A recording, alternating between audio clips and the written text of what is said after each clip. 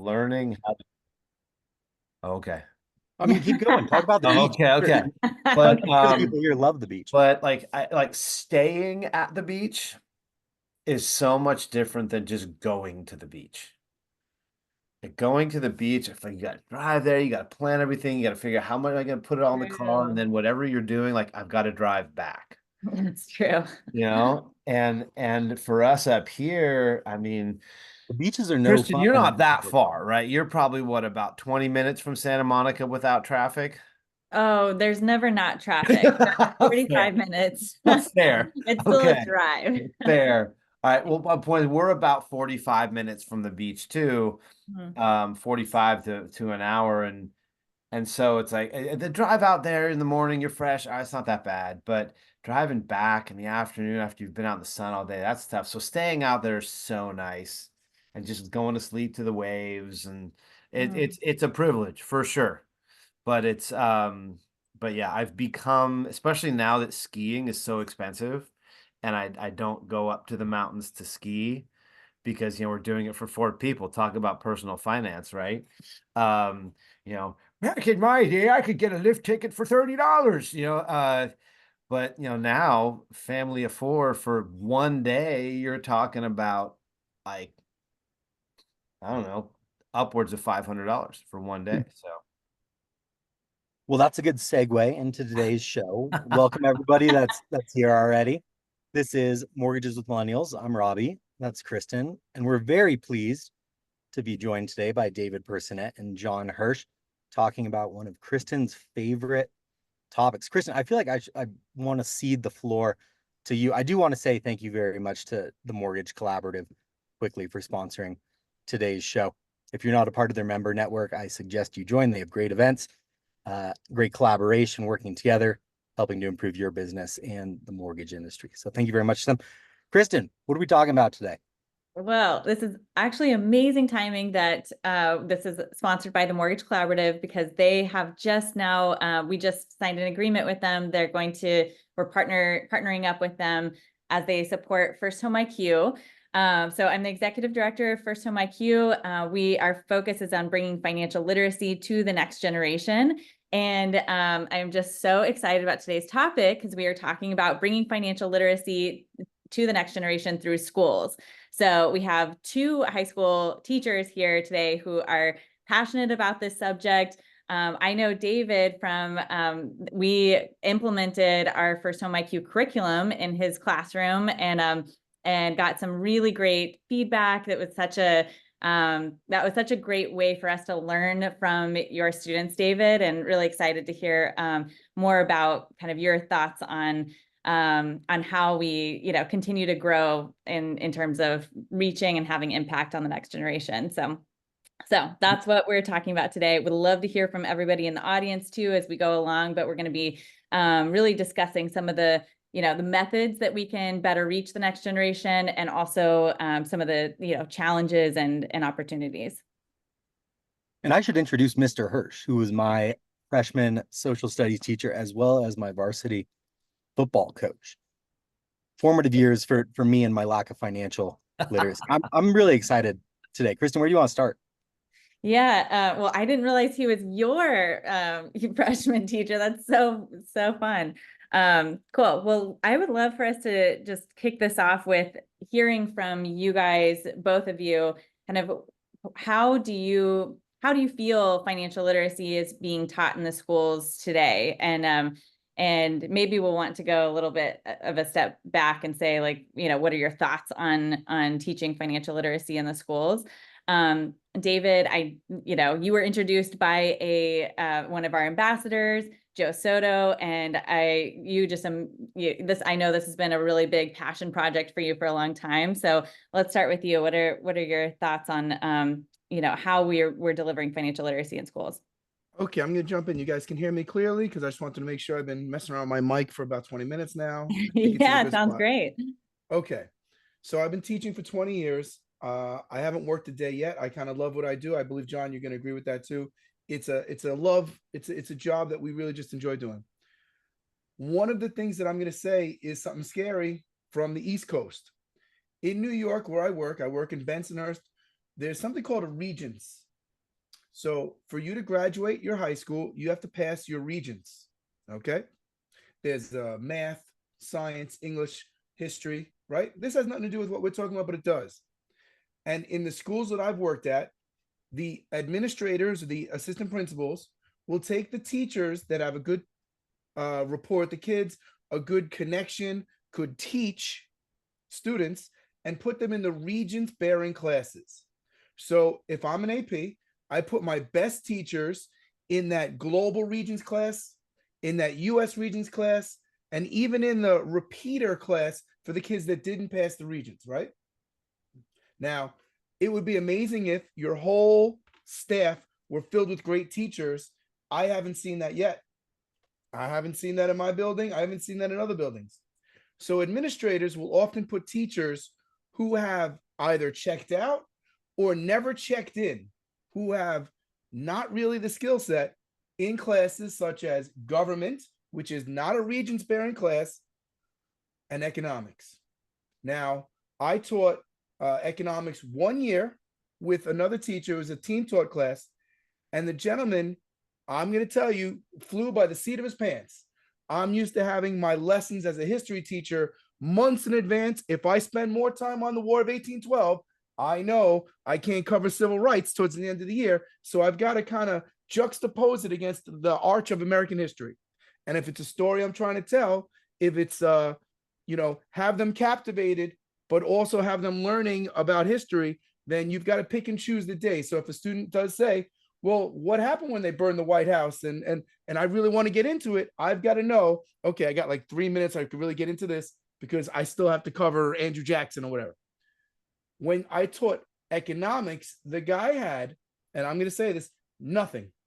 It was just a joke of a class, didn't take it seriously, didn't have a final that would have built their knowledge on how to live. Instead, teaching like overarching big pictures where I don't know if it matters for the kid because you're not teaching them how to budget. You're not teaching them APR. You're not teaching them why it's better to own versus rent or vice versa. You're not even teaching them how to get a car. And this is for high school seniors. So it really took me back. I spoke to the APs and this is what they told me. What I'm telling you is what they told me. Sometimes you put a teacher in a place where they could do the best. Sometimes you put a teacher in a place where they could hurt the least. And that's how I felt like teaching economics and financial literacy in schools was. That it was more important for a kid to know popular sovereignty and John Locke than to understand how to budget. And now I've transitioned. So I did that 10 years ago. I do a program now called the Legacy Project. I'm to be doing this program where I take juniors and I help them with their career mindsets and SATs and researching schools and researching other options. That's why I was just with the military, because I want to make sure that if you want to do something, I at least have a monicum of information about that I can give you.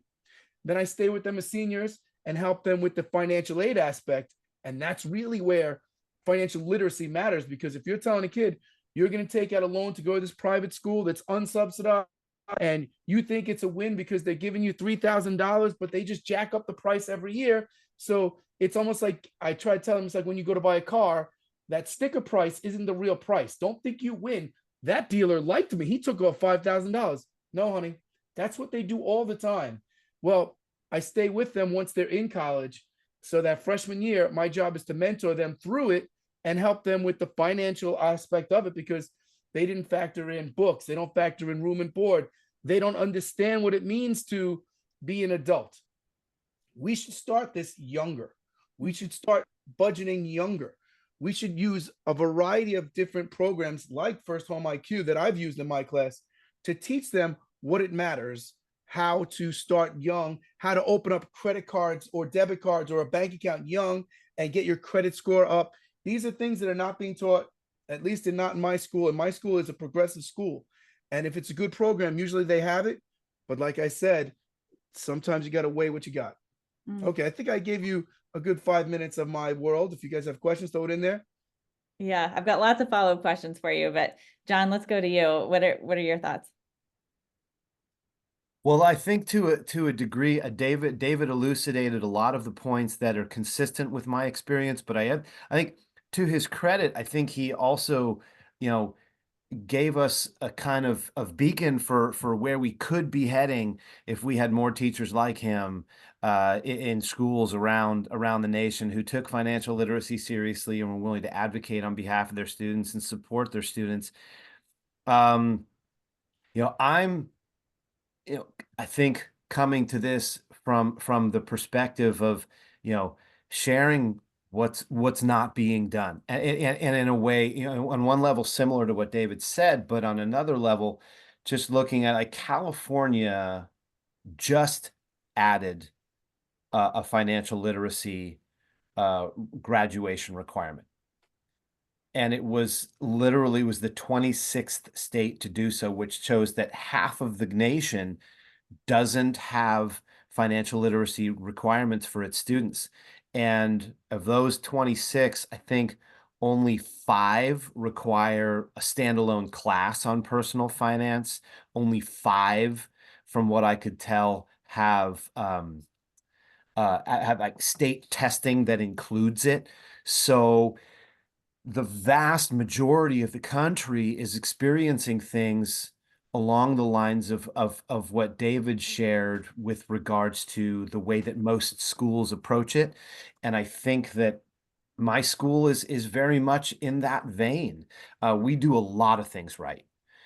We have, and this is as much of a credit to our community as it is to our school. Like I live, Robbie can tell you, I live and I teach in an affluent area with a very, very high number of parents who are college graduates, who have postgraduate degrees. And I think the last I checked, something like 86% of our kids go directly off to a 4-year school. That's not including community college. And I'm not saying that to brag. My point is just to paint a backdrop for what our parents and what our families expect out of high school, which is to prepare their kids to get into the best college possible.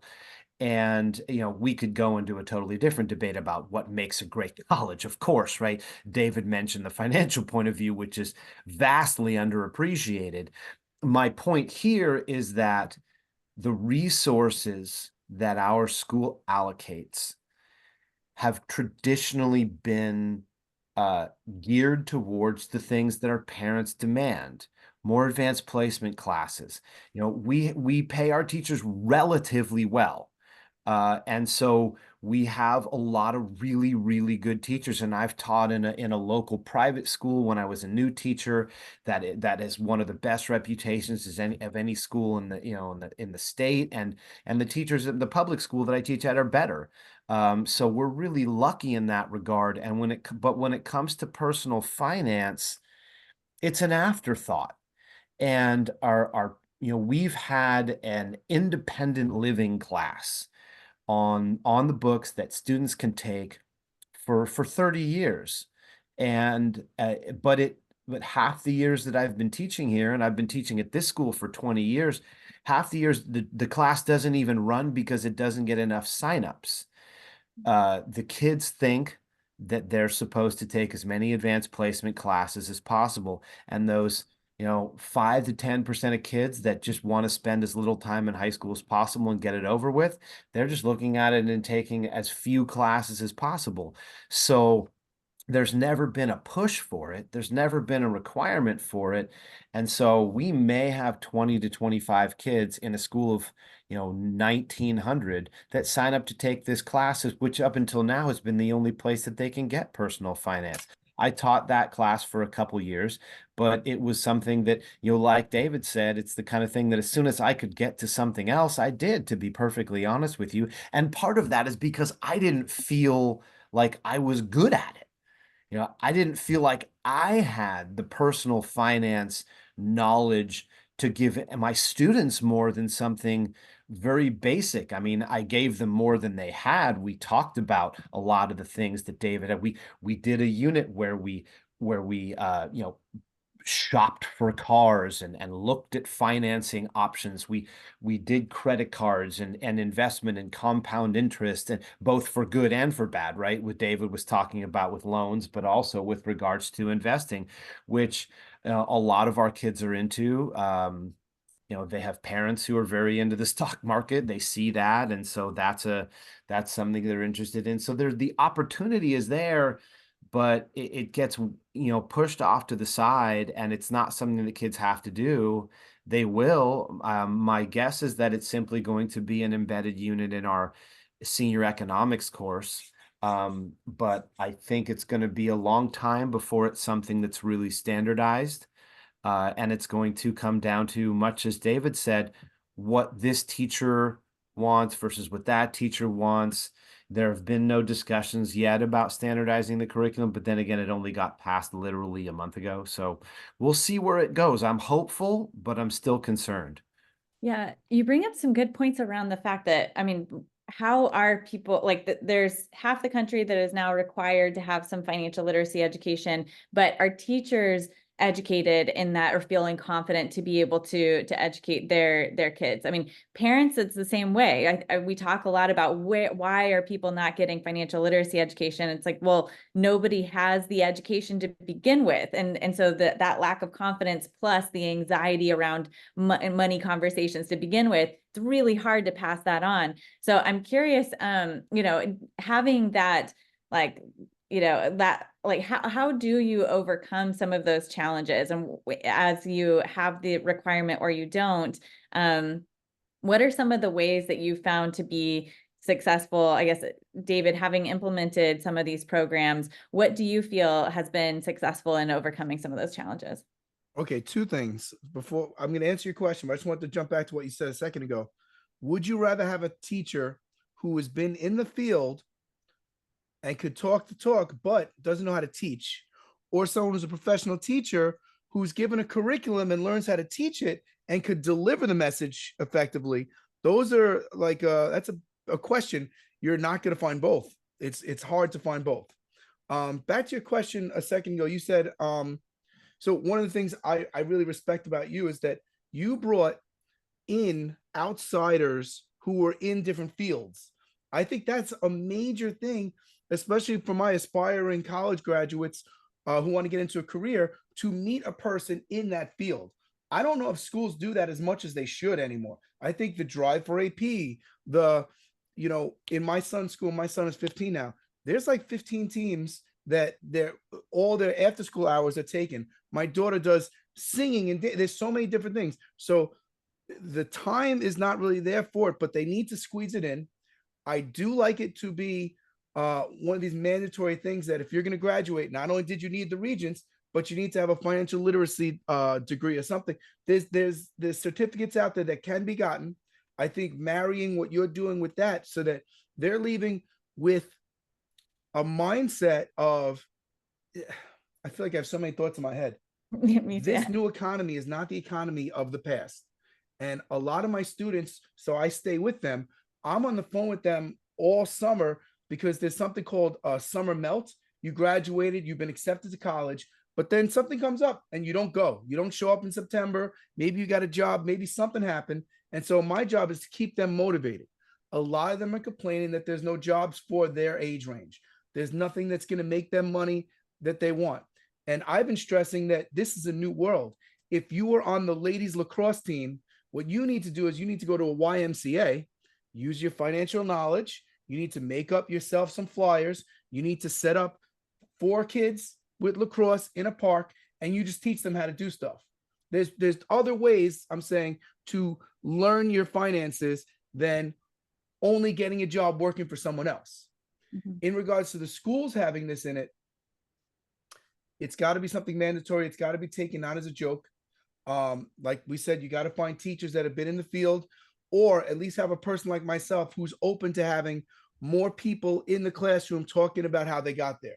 What you guys did this last year for my students who were in college and going to be in college was you had different people come in, talk about their experiences, humanize them, talk about the challenges, the connections are going to be there, because some of the challenges they had are the same ones my students have, and how they grew, how they failed and picked themselves up, and how they found the right direction. And I think that's our best way over there for teaching financial literacy. Yeah.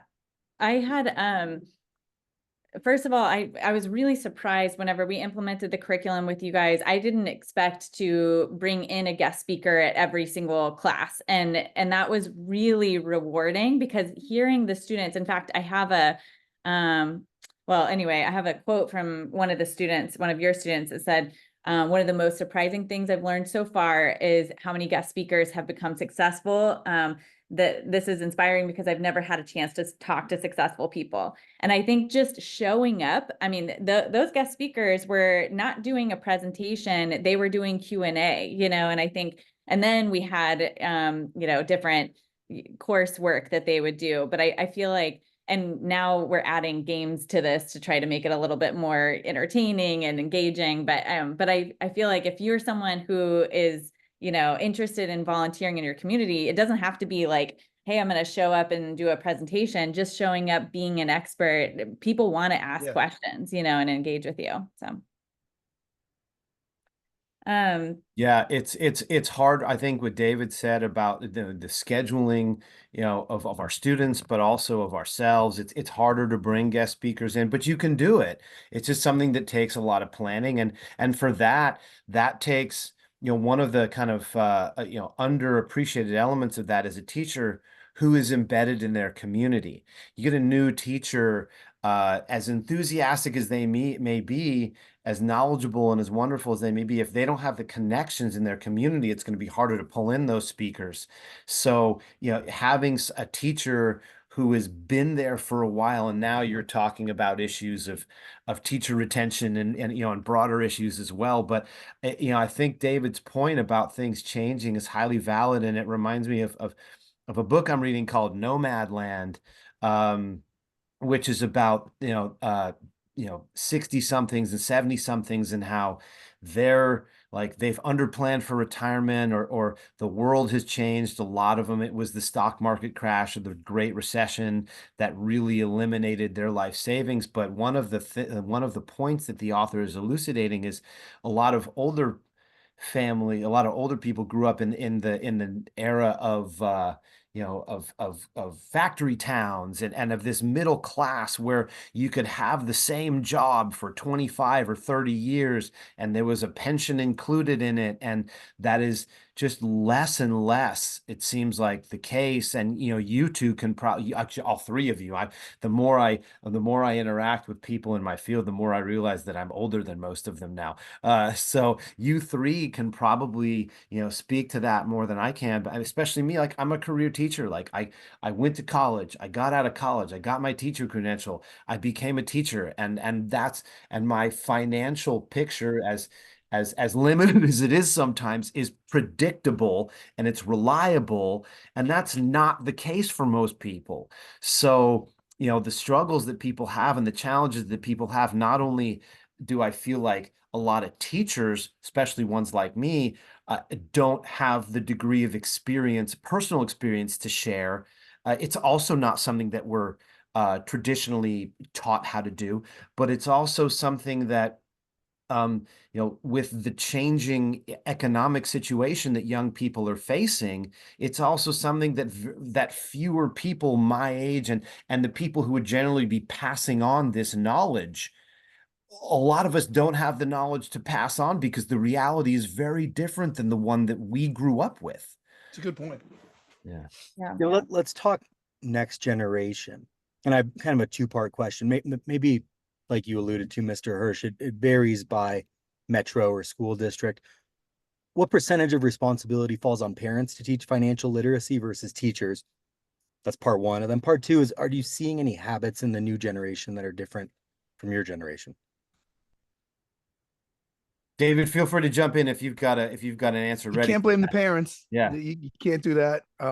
It's a different. You just said the environment for work is different. I was a latchkey kid, and many of these kids are latchkey kids too. So, what's more important? Teaching fundamentals of how to save money or working so that the electricity is on. So it's not as easy. I would never blame parents. I'm teaching for 20 years. If I didn't want to teach, I would, but I still want to teach. So parents do the best they can. And we get each kid at a different level. And all we could do is just try to get them up as much as we can. In regards to, well, I'll let you jump in, John. You jump in because you want to talk about the differences in the generations and stuff, I think. Yeah, I think that, the reality is that, with half the states not having it, it has fallen to parents, and it does often. I completely agree with David. I don't think it should, but that's the situation we're in right now. So if we're asking the question of, what is it that parents should be doing? What can parents do? I think there is, and I'm speaking more as a parent now, a parent of a 15-year-old and a 13-year-old, as someone who's kind of figuring out with my wife how we're navigating that. There are things that parents can do. And I think there are some things that are really low-hanging fruit, things that parents can do that don't require an unusual level of financial literacy. I think that there's a balancing act of how much do you tell your kids? And my wife and I have made a conscious decision that we do communicate certain things with our children, that when we when we go on a really nice vacation, which we'll do once every few years, that they know that that's something that mom and dad have been working extra and saving towards, that we're planning to do that vacation doesn't just fall out of the sky. And then when their grandparents take them somewhere, that they're really fortunate to have that experience, and they should be grateful for it. And understanding that, okay, they're going to go out with their friends. All right, so we're going to put $20 on your Apple Pay, and this is what it's for. And okay, think about it. All right, what are you going to do? You're going to go, okay, you guys are going to go to the movies. All right, how much does that cost? All right, you guys are you going to get popcorn? Are you going to get candy? Okay, how much does that cost? And are you guys, you're going to go out afterwards? And just those little thinking ahead about your own finances, even if it's just hours ahead, are little things that I think plant seeds. And I think also things like, and this is a statement of my relative privilege, and I'm aware of that, but getting my son a bank account that from the money that he's saved from his birthdays for how many years, and getting him, I know that a lot of the major brokerage houses like Fidelity and Schwab, they have little kid accounts that you can get, and learning about things like compound interest and planting the seed of, hey, you don't need a lot, but if you start now, it's going to be a lot better than starting in 10 years, let alone 20 years, let alone 30 years. And just thinking about finances in those terms and planting those seeds, it shapes the lens through which they view a lot of things that they see. And I think that can, unless you're either painting unless you're painting a really polarized picture of everything's fine, don't worry about it, or everything's horrible, you have to always worry about it. I think most of the in between is going to be a good thing for kids. Well, you both have a balancing act to do because you're teachers and parents. David, you said it falls on the teachers, but I'm going to say, as a parent, how are you teaching your kid financial literacy? So yeah, I was going to say, I go food shopping with my kids all the time. And it's tricky because I'm also teaching them to avoid high fructose corn syrup and, red 40 and all that stuff. And it's when they say to you, this big box of cheesy, whatever, spicy, whatever is $15. And I'm like, do you want to know why? Look what's in it. And then we walk to the vegetables and they're like, wow, strawberries cost this much or whatever. And so you're teaching them to budget, but also to see what's worth it and what's not. I think one of the craziest things about our country that we're in right now is not only is financial literacy not taught, but nutritional knowledge is also not taught either. And if you go to another country, half the things you see in the stores aren't there. Or the ingredients, my new thing now is, if you want something, we have to be able to make it at home. So unless we have sodium glutamate thyroside, then we can't have that. But that's a lot of money. We have to go food shopping and budget. So yes, I want to buy this and that, but sometimes we've got to think what's best for the buck. And when they're with you, they see that. That's just one example. You had said if they're going to the movies, I would say something like, my son's name is Mason. Mason, you want to go to the movies? I need the lawn done. So I'll give you the money. You get that done. You get to go to the movies. And you know what? I'll even Uber for free. And I think that responsibility and that growth. So he wants to be a pediatrician, and he doesn't know the years of ramen noodles he's going to have to deal with to get to that level. But he's going to learn the value of a buck when he does. Hopefully, we're instilling it now. We also did the set them up with a bank account. You got to make sure they don't have hidden fees and stuff like that. But we're also doing things in the course that we taught. There was something called, remember we was trying to bank NYC, get people to get bank accounts and learn literacy like that. The way I see it is the food, the home ownership, the financially stable is all the same thing that we should be teaching. It all comes together to create a better person, a better society.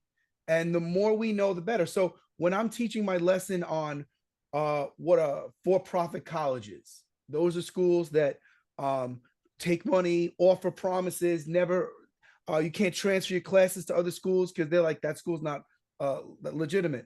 When I'm teaching that, I'm also going to be teaching about financial literacy through that. Look at how much they're costing. What are you getting for that money? And versus a public institution. So for me, in my college knowledge courses that I teach, I bring that in. Robbie, I wanted to answer your other question. You had more you were saying. Parent versus or habits of the next generation that you're noticing was the second part of that. They all want to download games on their phone. They're all trying to do it. Oh, you want the next one of this? You've got to put the money into it for that. And my daughter's like, I have money. My daughter is 5. The money she has is the change she steals from me. So she's like, look, I have all this money in my piggy bank. And I'm like, okay, only one. It's a true thing. Yeah, I feel like I don't know if this is a word, the increased digitization. There we go. The increased digitization of finance, I think, is creating an even larger disconnect for many of our young people between reality and their perception. We all know what it's like to hold cash and to hand someone something physically and have an unconscious sense of the meaning behind that, because we're physically giving something up. And yet even I am loath to do that now. I hate carrying cash around. It's a burden to me. Although I've started to do it because of certain places where there, like there's been a rash of skimming off of gas stations around here. So I just pay cash at gas stations now. But my point is that, one of my friends who teaches math to 8th graders, she was talking about, I don't remember what specific math concept, but one of her students who is not mainstream. This student is a bit of an outlier, but still as a point.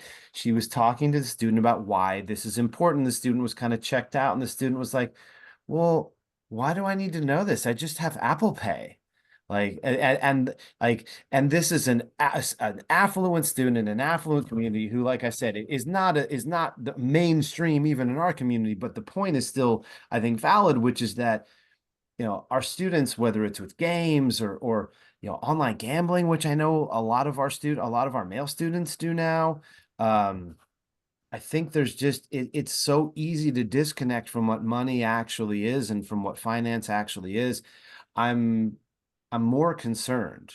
And yet the flip side is, with the growth of the internet and the things like you guys are talking about, I also see an increase in students who are really taking advantage of the increased access to information about personal finance and trying to take the bull by the horns and doing things like starting their own businesses, doing their own finances. And it's interesting to see the real polarization there based on the current digital and all the platforms that we have. I think it's really important that we also recognize, like with the digitization, we are viewing money in a little bit of a different way. I don't feel the same cash connection that I used to, where now if I have cash, it feels like free money. Like it's like, that's not going to impact my bank account because it's already out of there. And so I have to be really careful about how I hold cash. And I think people are like, kids don't even learn how to balance a checkbook anymore, but they don't need to know how to do that. They need to know how to budget their money. And, but I was one of the most interesting parts of learning, going through the program with you, David, was learning how to engage the students. And, David was like opened every single class with a question that drilled down to something important to them. Like he called them do now questions. And so every, students would open up with journaling out something related to, their goals or how they grew up around money or something that would connect the dots. And I feel like that's, initially with First Home IQ, we rolled out online courses that I think are good. The information's good. We have great presentation material, but that's not going to move the needle in a classroom conversation. And now we have some new games and things that can make it really practical. But I think even in the parent conversation, it has to be something that takes it to a really practical point that the student can imagine, today, this is how this impacts me, whether it's in a game I'm playing or it's in going to the movies or whatever. So, yeah, it's interesting to think about the way that we can expand the way we educate. So I'd love to, as we're kind of wrapping up, I want to, first of all, roll a couple of things by you guys. At First Home IQ, we have these money milestones where we're thinking about like how people, as they're going through their lives, what should they hit by the time that they're 16? And at 16, we think we should have budgeting, saving, investing as they're old enough to get a job. That those should be covered. I realize I don't have them in these slides, but age 18, they're getting offered credit cards, they're getting offered student loan debt. They should have a basic understanding of credit score and debt. And then by the age of 21, when you're really getting sent off into the world, that's when you should have a basic understanding of home ownership or, how to build wealth. So I just want to get your thoughts on, as we think about how we empower the next generation, how do you feel about those money milestones? And what do you think we could do as an industry to better reach the next generation? John, you want to start? You want me to speak? Oh, sign me up, right? Just sign me up.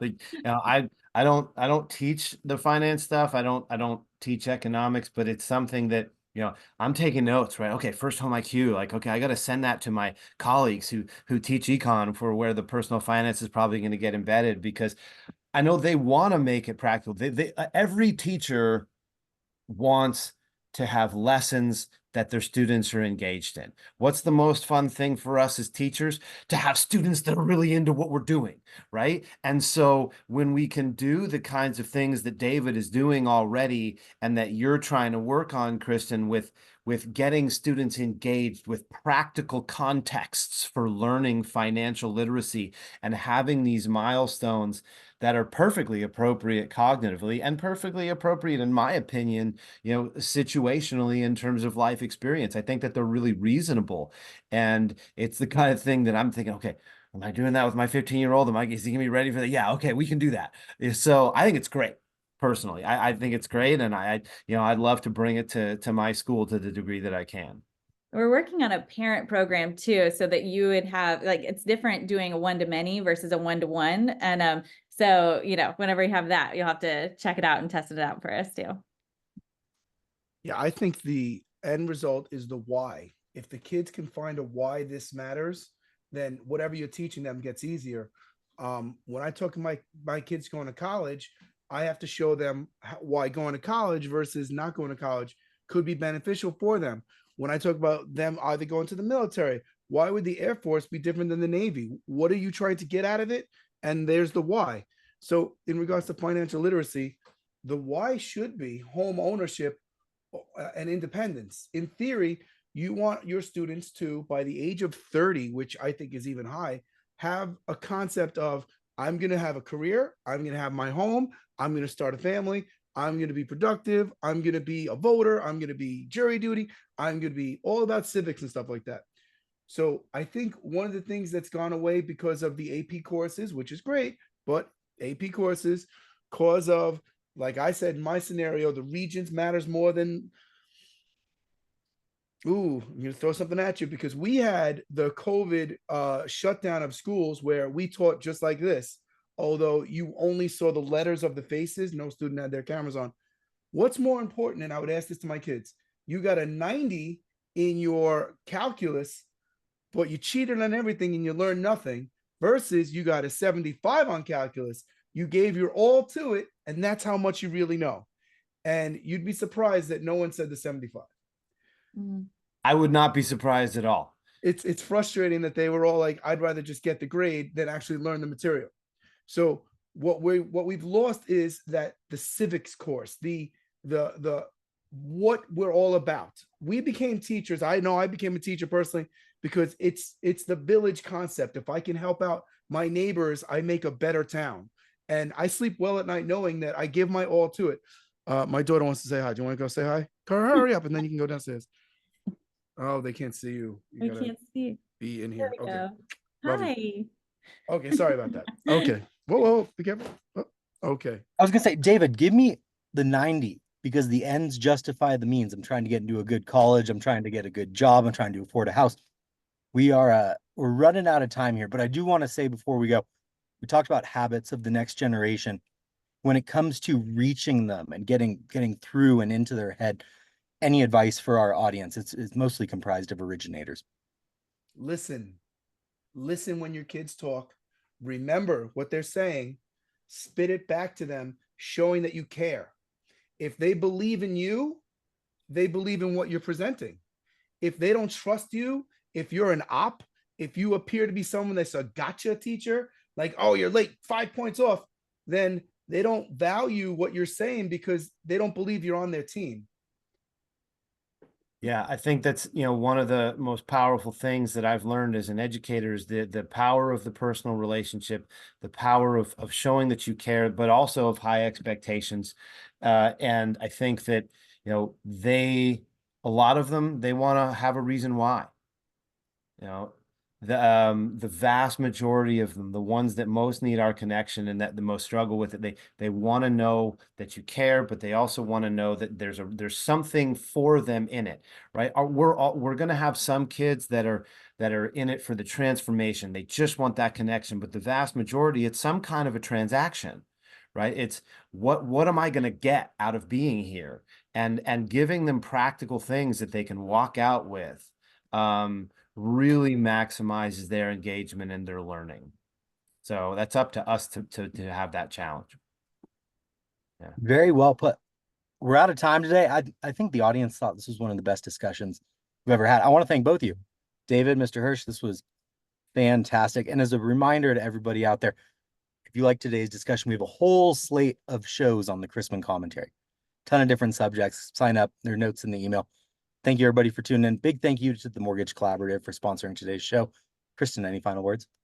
Yeah, I'm just going to share a deck for if anybody wants to share this with your local school district or a teacher, or, just making the introduction would be great to First Home IQ. Our number one goal is, again, to bring financial literacy to the next generation. Thank you guys so much, Jon and David. It has been such a wonderful conversation, and just appreciate the incredible work that you guys do through your jobs. So thank you for spending some time with us today. Thanks for having this conversation. And David, thank you so much for all you do to educate your students. Jon, thank you for all that you do also. Thank you, everybody. Okay. Bye, guys.